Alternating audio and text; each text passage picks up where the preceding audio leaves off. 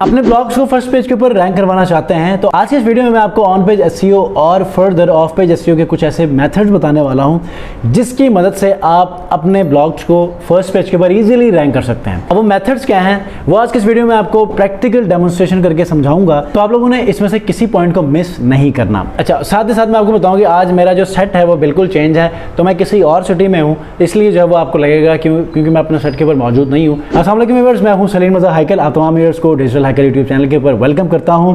On page SEO, बहुत सारे लोगों के क्वेश्चंस थे कि सर ऑन पेज एसईओ की मदद से हम अपने आर्टिकल्स को कैसे रैंक करें। ये बहुत बार पूछा गया है और डेफिनेटली आप लोगों में बहुत सारे लोग गेस्ट पोस्टिंग नहीं कर सकते, आप लोग ऑफ पेज एसईओ प्रॉपर्ली कर नहीं सकते, तो ऑन पेज एसईओ से ही आप अपने ब्लॉग्स को रैंक कर सकते हैं। तो ऑन पेज एसईओ करने से पहले सबसे पहले तो आपने वो क्वालिफाइड कीवर्ड्स को फाइंड आउट करना है कि जिसकी मदद से आप एक एसईओ ऑप्टिमाइज्ड आर्टिकल को लिखकर उसको क्वालिफाई कर लें और उसको पब्लिश करें। अब पब्लिश करने के बाद भी कुछ ऐसे मेथड्स हैं कि जिनको इस वीडियो में मैं कवर करूंगा। तो लैपटॉप स्क्रीन के ऊपर चलेंगे और यहाँ पर सबसे पहले तो मैं आपको बताऊंगा कि किसी भी आर्टिकल को जब आप कीवर्ड रिसर्च करने के बाद लिखना शुरू करते हैं तो उसको कैसे स्टार्ट करना है, उसकी प्रेजेंटेशन कैसी होनी चाहिए, हेडिंग्स को कैसे रखना है, इमेजेस को कैसे रखने हैं। उसके बाद ऑन पेज एसईओ में जो भी आप लोग एसईओ एक्सटेंशन यूज़ कर रहे हैं, बेशक योस्ट हो, रैंक मैथ हो या कोई और हो, उनका यूज़ कैसे करना है।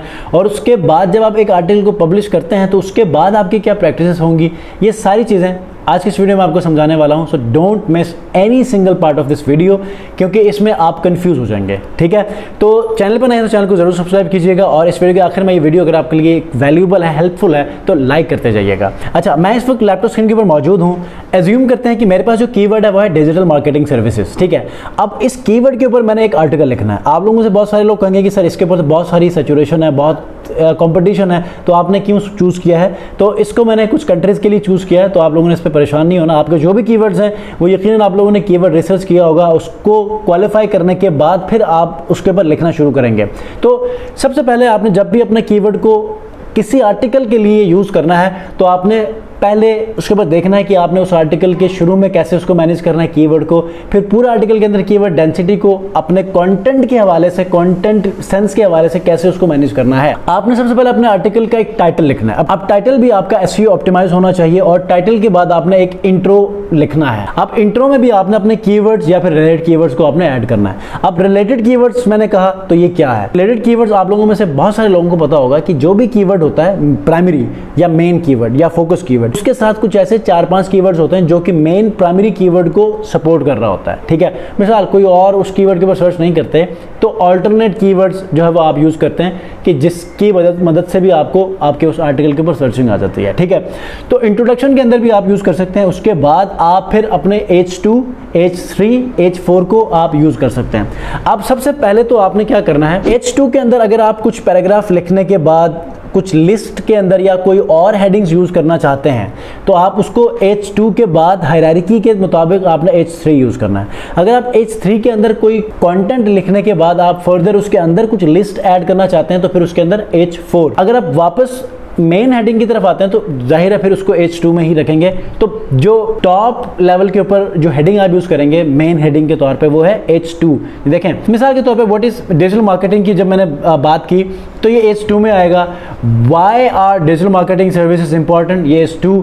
अब इसके अंदर इसके क्या बेनिफिट्स हैं, वाइडर रीच, कॉस्ट इफेक्टिव, ये सारे इसके अंदर हेडिंग्स हैं तो ये H3 में आ जाएंगे। ठीक है, उसके बाद फिर ये 7 types of digital marketing, main heading है H2। उसके बाद जो टाइप्स की हम लोग बात करेंगे उसको फर्दर जो है वो उसको H3 के अंदर हम लोग मेंशन करेंगे। ठीक है, अब प्रेजेंटेशन की जहां तक बात आती है आप समटाइम उसको बुलेट्स में यूज कर सकते हैं, छोटे पैराग्राफ बना लें, ज्यादा बड़े पैराग्राफ ना हो, उनके अंदर अपने कीवर्ड्स को आप यूज कर लें। ठीक है, अब कीवर्ड डेंसिटी क्या होती है। कीवर्ड डेंसिटी इज वो रेपिटेशन कितनी बार हुई है पूरे आर्टिकल के अंदर आपके वो कीवर्ड। ठीक है, मिसाल के तौर पर डिजिटल मार्केटिंग सर्विसेज मेरा मेन कीवर्ड है तो ये रिपीट कितनी बार हुआ है, 29 बार। ठीक है, अब 29 बार हुआ है तो आप लोगों से बहुत सारे कहेंगे कि सर ये तो बहुत ही ज्यादा बार यूज किया है। तो ये मेरा जो आर्टिकल है ये तकरीबन 3000 प्लस वर्ड्स का है। ठीक है, तो इसलिए इतनी बार इसको रिपीट किया गया, वरना 25, 22 तक भी ये चल सकता है। उसके बाद इमेजेस की बात आती है, तो इमेजेस के ऊपर भी आप कोशिश करें कि कुछ ऐसे कीवर्ड्स लिखें कि जिसकी वजह से विजुअल सर्च में आपको हेल्प मिले।